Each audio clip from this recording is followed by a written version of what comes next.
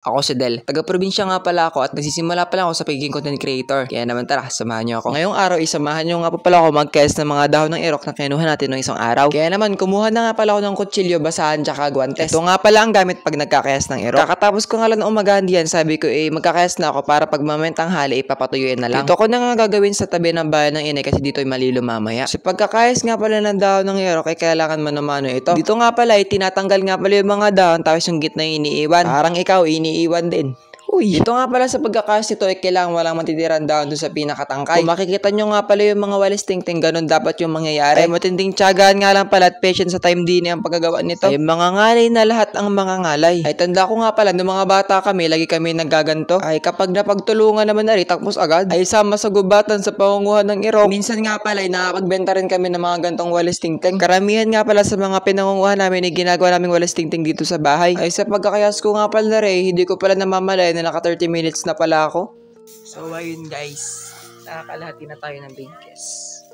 Nakakalahati pa para makakaisang buong ting-ting. Mga ganito pa kadami. Doble pa para maging walis na siya.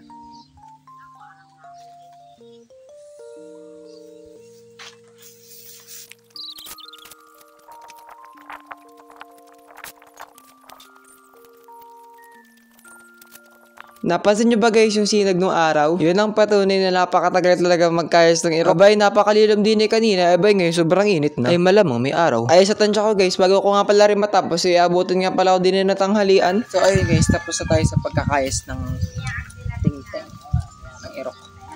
So, ito na nga pala yung mga nakayas natin. Dami! Ito yung sa isang bigkes na kinuha natin. Lampas na siya sa isang ting-ting. So, siguro mga dalawa na to. Uy. Dalawang walis ting-ting na to guys. Ganito pala siya kadami. Dami. Uwing pa ako. Hindi ko siya magapos. Ang isang kamay lang kailangan dalawa. Nakakatuwa guys. Ang haba niya guys. So, ayun guys, ibibilad na natin siya para matuyo na siya. Para tumibay. Kasi pag binibilad to, mas natibay ito. So, tara, bilad na natin.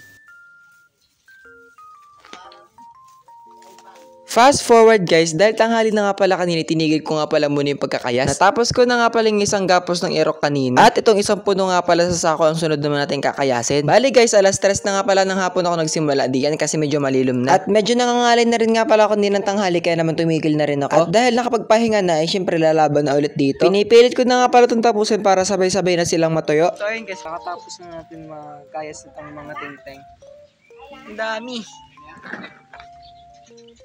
Tapos ito lang yung kinayas natin. Madami yan. Inabot na tayo ng dilim.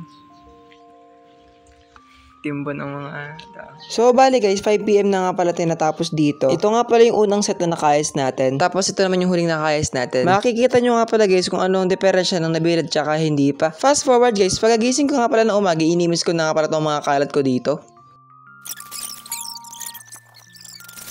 Pagkatapos ko nga palang maimis yung mga kalat ko, binilad ko naman ari dito sa bilaran. Kaya naman guys, hanggang dito na lang muna. Maraming salamat sa patuloy na pagsuporta at pagsama. Paalam!